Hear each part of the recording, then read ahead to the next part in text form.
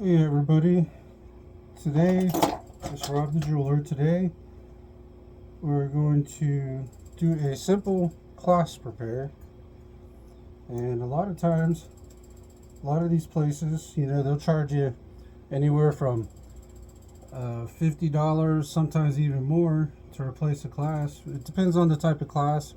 If it's a lobster claw clasp, it depends on the size. Whether it's a barrel clasp, spring bar clasp, something like that.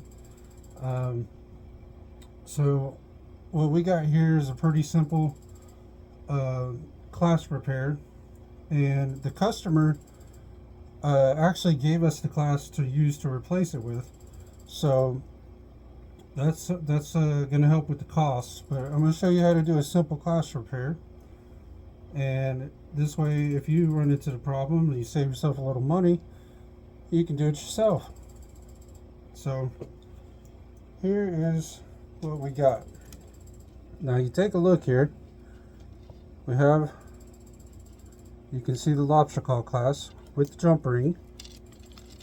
Let's see if I can get it in there. With the jump ring. All you're going to do is you're going to cut that jump ring, right? You're going to grab your pair of pliers, or you can grab two pairs of pliers. Normally I just use one. You can open this ring, and out comes your clasp. Now, a lot of times, this jump ring right here,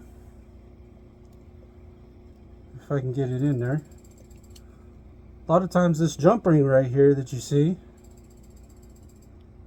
right there, you can reuse. But in this case, the clasp that the customer gave us has a ring on it, so we're going to reuse that.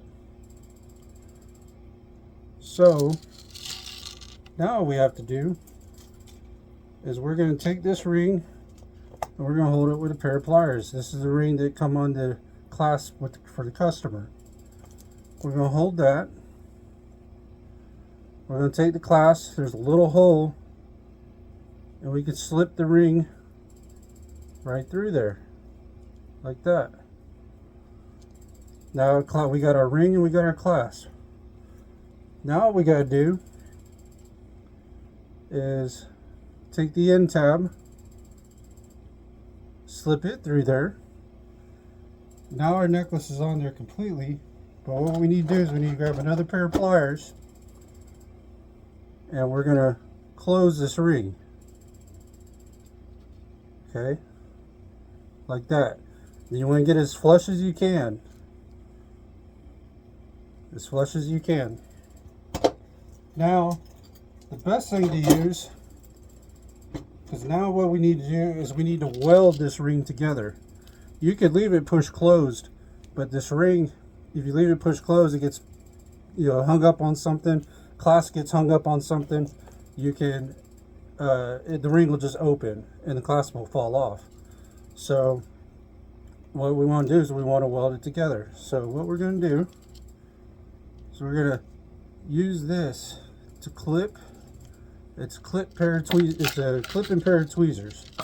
So lock and tweezers, and you're just going to clip onto the ring like that. And right here is where it needs to be welded. So then what we're going to do, we're going to set it up over here on our table, like so.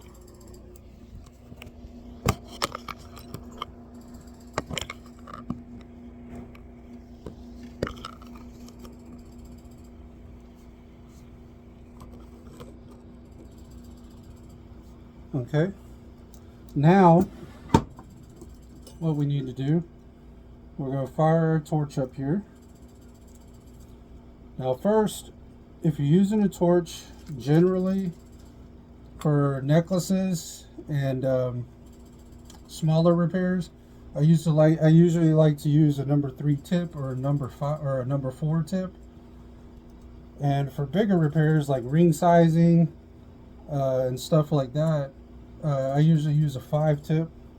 And if we're doing silver, I usually use 6 and sometimes a 7 tip. But for right now, I think we're going to use a 4-tip here. As soon as I find it. Okay, we got our 4-tip here. Now what we're going to do is we're going to go ahead and fire this up.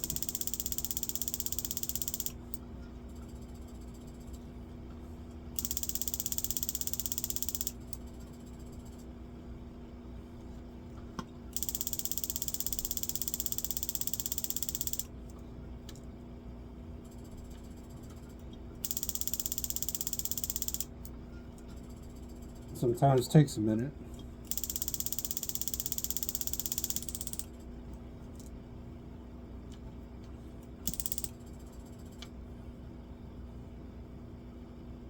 There we go. Now we got our torch set up. So now before we go welding on it, what we're going to do is we're going to use a mixture of denatured alcohol and boric acid and put a little bit on there. Now what that does is that gives it a coating to keep it from tarnishing when you're welding on it.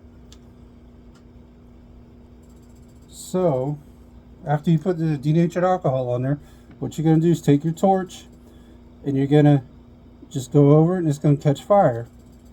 Just for a second. It's going to burn off and ain't going to hurt it. And it leaves a nice white coating on here that helps protect it from fire scale. It helps protect on the cleanup too. Makes the cleanup a little easier. So now all we need to do is we're going to take some of our solder. Okay, now there's different types of solder. You got sheet solder, you can get wire solder. Most people I know use sheet solder. You can get 10 karat, 14 karat, all the way up to 22, even 24 I believe. But this is 14 karat. And you usually want to try to use the same carat for whatever the chain is. So if it's 10 karat, you use 10 karat. If it's 14, use 14. What you're going to do is you're going to take these pliers, or you can take a pair of snippers, and you're going to cut just a little bit off of here, like so. And you're going to be left with, you know, just a little.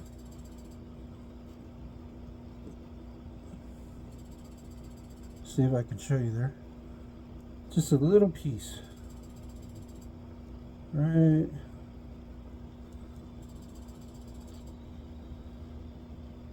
Like so. Just a little piece. You don't need a big piece. And the bigger the piece, the more you got to grind off afterwards. Okay. Now, what we're going to do is we're going to grab our torch. We're going to grab our pick. Okay, we're going to heat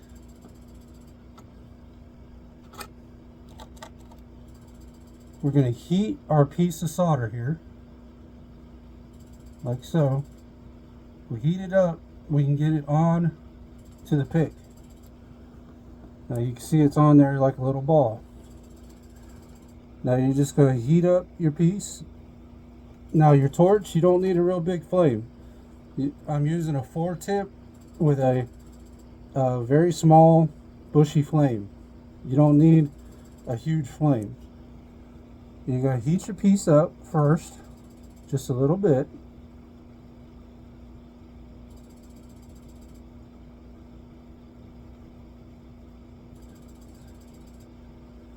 And you're going to heat it up until it flows.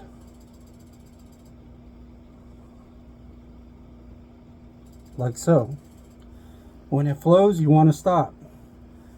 Once it flows, it's done. If you get it too hot, you'll get pits and such. So you don't want to, as soon as it flows, you're done. Now you can go ahead and turn your torch off. Set it here. Now the next thing you're going to want to do is you want to cool it. So cool it. Okay.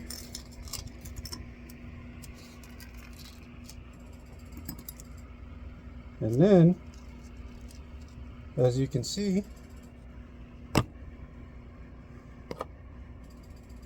we have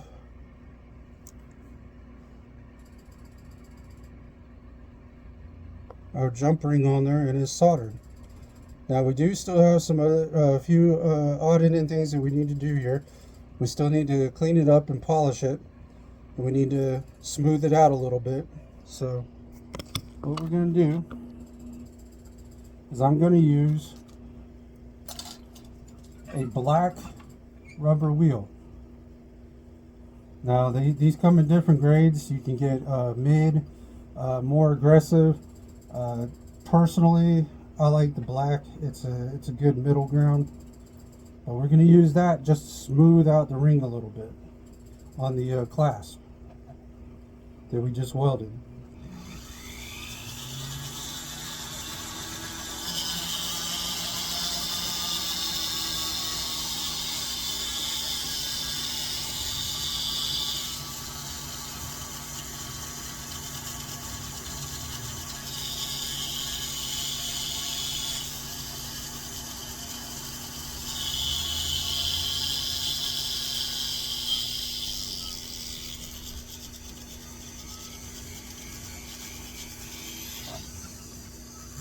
Okay, so now we have a new clasp. You see, we have a new Lobster clasp, new ring. We've welded the ring so this way you don't have to worry about it separating, coming off it so easily if it gets pulled. Now that doesn't mean it can't break. If somebody pulls up, hangs this up really good, hard enough, it could still break. But it's very, very unlikely unless they really, really hang it up. Now next all's left to do for us is to polish it up and we'll be good to go.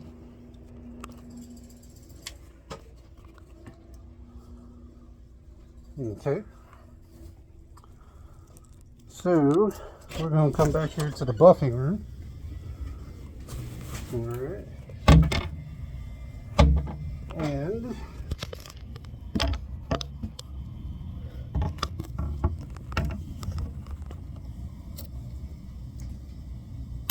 we're going to turn that on, flip this on. Now, if you have a variable speed buffer, if you have one that you put on low and one for high, because when you're doing chains or anything like that, you don't want it spinning really fast because this chain can get wrapped up into the wheel. So, so you got high, you got low. So if you could get a variable speed buffer, you want to try to do that. Now we're going to put some rouge on. Personally, I like to use the Picasso blue, but there's plenty of different. There's red rouge. There's all kinds of different rouge. So I'm going to apply just a little bit here, and then we're going to buff this ring.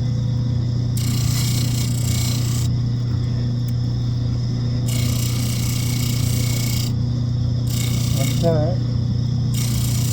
And what this does is it gives it a real nice shine to it.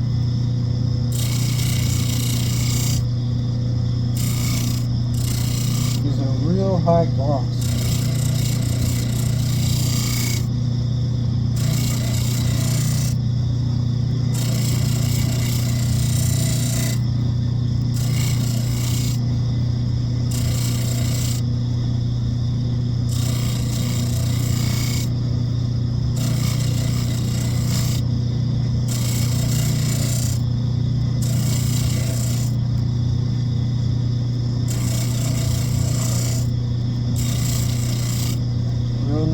Let's see if I can show you the gloss. You see how shiny that is now.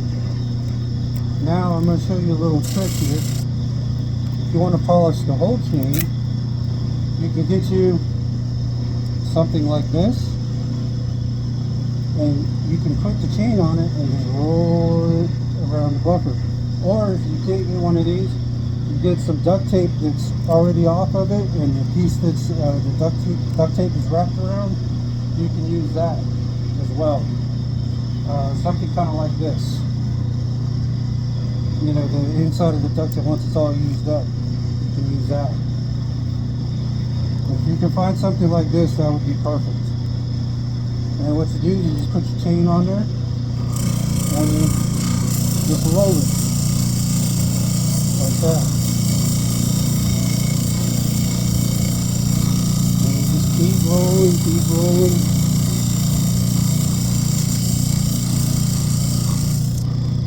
And if you change its piece up, you can straighten it out.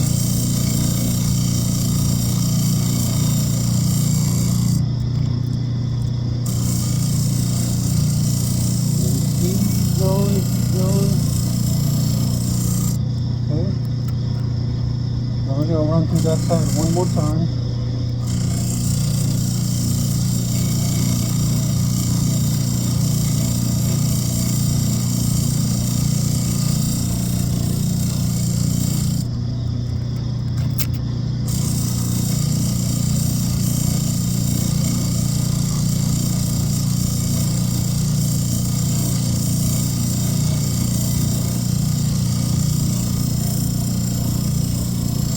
Okay, now we're going to do the other side, same way. We're going to apply a little more rouge here.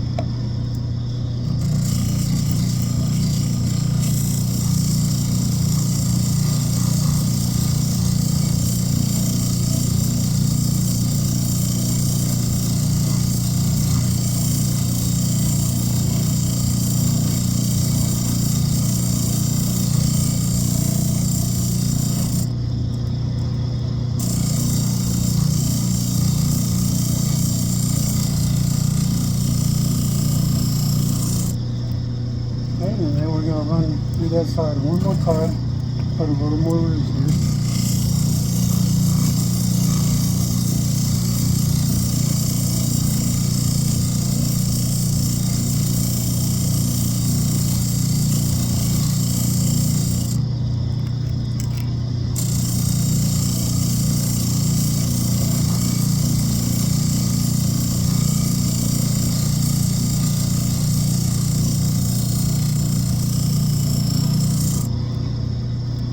Alright, now we're done here. So now, what we're going to do is we're going to go to the ultrasound. Now the ultrasound is good because this is where you just drop it in. We'll turn it on. That helps clean the rouge off. So that helps clean the rouge off. We'll let that sit in there for a while. You can steam it afterwards if you want with a steamer if you have one. If you don't, that's okay. Just let it sit in there. The ultrasound should do most of the work for you. First, if you have a lot of soluble rouge needed. So we're going to let that sit in there for a while and we'll come back and it's really good.